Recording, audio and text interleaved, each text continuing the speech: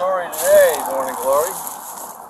We got a call about you. Oh yeah, that happens all the time. Bunch of pedophiles. Bunch of pedophiles. Projecting pedophiles. Okay. Okay. His penis is exposed through, a hole in the underwear, so I could clearly see it as I walked up.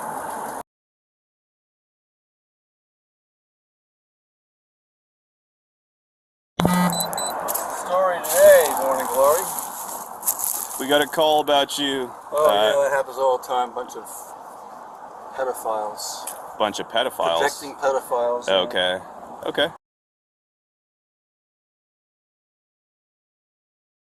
Oh yeah, that happens all the time. Bunch of pedophiles. Bunch of pedophiles. Projecting pedophiles. Okay. Okay. Especially the Somebody called. Especially the oil barrels. They're that's the type. Somebody called and said that you were in the parking lot of a school with your pants down. What's going on? Pants down.